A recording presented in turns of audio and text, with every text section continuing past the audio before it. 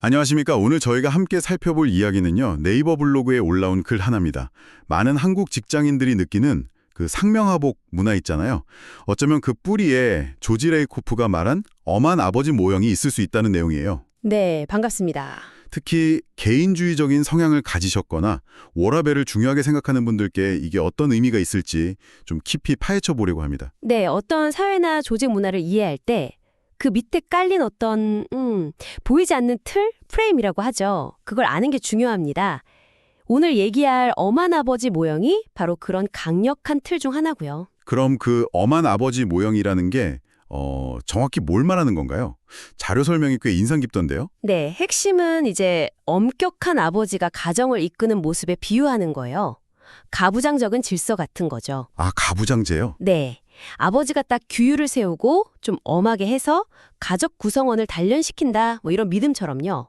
이 모형에서는 개인의 자유나 권리보다는 집단의 위계, 그리고 리더에 대한 충성, 이런 게 더 중요하게 여겨집니다. 개인이 약간 집단을 위해 존재하는 느낌이겠네요? 그렇죠. 개인은 좀 집단의 목표를 위한 구성원, 이렇게 보기 쉬운 거죠.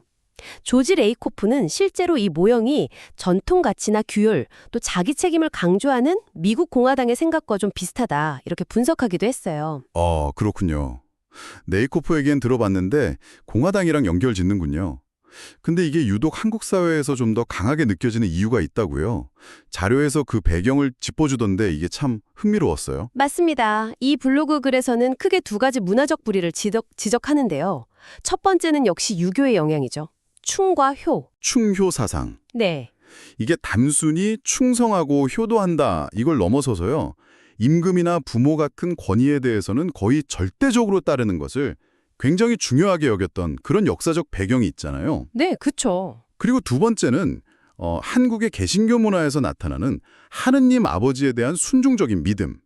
이것도 영향을 줬을 수 있다는 거예요. 아, 유교랑 개신교요? 그게 연결이 되는군요. 네. 그러니까 전혀 다른 것 같은 이 두 가지 흐름, 전통 철학이랑 종교적인 가치관이 우리 집단 무의식 속에서 엄격한 아버지라는 어떤 권위적인 패러다임을 더 강하게 만들었을 수 있다. 이런 분석인 거죠. 좀 놀랍죠. 와, 진짜 흥미로운 분석인데요. 참고로 레이쿠프가 제시한 반대 개념은 자상한 부모 모형이라고 하는데요. 이건 좀 더 공감, 사회적 돌봄, 평등, 협력 이런 걸 중시하고 보통 민주당에 비유되곤 해요. 차이가 아주 크죠. 그렇군요. 자사간 부모 모형, 알겠습니다. 그럼 이 엄한 아버지 모형, 이렇게 뿌리가 깊다면 이게 오늘날 우리, 당신의 회사 생활과는 구체적으로 어떻게 연결될 수 있을까요? 네, 이게 조직 문화로 나타날 때 보이는 모습들이 좀 있어요.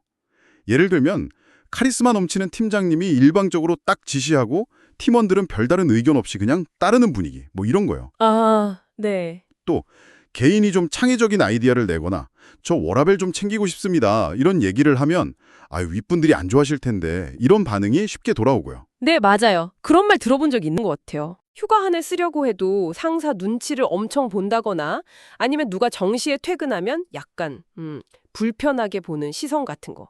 이런 것도 아주 무관하다고 보기는 어렵죠. 당신의 직장 경험 속에서도 혹시 비슷한 장면 좀 떠오르시나요? 듣고 보니까 네, 익숙한 모습일 수 있겠네요. 그럼 이런 문화가 개인에게는 좀 어떤 영향을 줄까요? 좀 부정적일 것 같은데요? 네, 아무래도 개인의 잠재력을 좀 누를 수 있죠.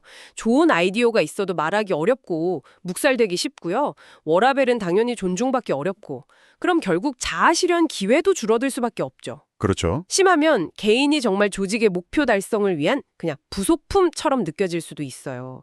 이 블로그 글에서 언급된 사례 중에 사이비 지도자를 아버지처럼 따르는 청년들 이야기가 나오는데 이게 극단적으로 가면 얼마나 강력한 심리적 구속력을 가질 수 있는지 보여주는 거죠. 와, 부속품처럼 느껴진다니. 그건 좀 심각한데요. 그럼 특히나 개인의 가치, 워라밸 이런 걸 중요하게 생각하는 당신 같은 분들은 이런 환경에서 어떻게 좀 균형을 찾아야 할까요? 이 글에서도 몇 가지 현실적인 전략을 제안하고 있어요. 첫 번째는 일단 이 모형을 제대로 아는 것부터 시작하라는 겁니다. 우리 회사가, 우리 팀이 얼마나 엄한 아버지 모형에 가까운지 좀 객관적으로 보고 이게 내 가치관이랑 어떻게 충돌하는지를 명확히 인지하는 게 중요하다는 거죠. 네, 인식이 먼저다. 그렇죠. 두 번째는 건강하게 의견을 표현하는 연습을 하라는 겁니다. 무조건 네네 하고 따르기보다는 데이터나 논리를 근거로 이런 대안은 어떨까요? 하고 제안하거나 질문하는 거죠.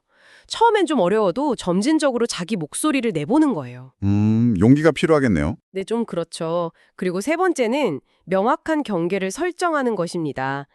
업무 시간 외에는 나도 존중받을 권리가 있다는 걸 좀 알리고 불합리한 요구에는 단호하면서도 좀 유연하게, 현명하게 거절하는 연습이 필요하다는 거죠. 이게 어떻게 보면 엄한 아버지 모형의 영향력 속에서도 내 중심을 지키는 시작점이 될 수 있다. 뭐 이런 이야기입니다. 네, 오늘 이야기 정리해보면 엄한 아버지 모형이라는 게 단순히 직장 분위기 문제가 아니라 유교나 개신교 같은 우리 문화 깊숙한 곳과 연결된 강력한 틀이라는 거네요. 네, 맞습니다. 그래서 특히 개인주의나 워라밸을 중시한다면 이 틀을 먼저 좀 이해하고 그 안에서 내 목소리를 내거나 경계를 설정하는 그런 전략들을 고민해 볼 필요가 있다는 말씀이셨습니다. 그렇습니다. 여기서 마지막으로 당신에게 이런 질문을 한번 던져보고 싶어요. 개인이 이렇게 노력하는 것도 물론 중요한데요.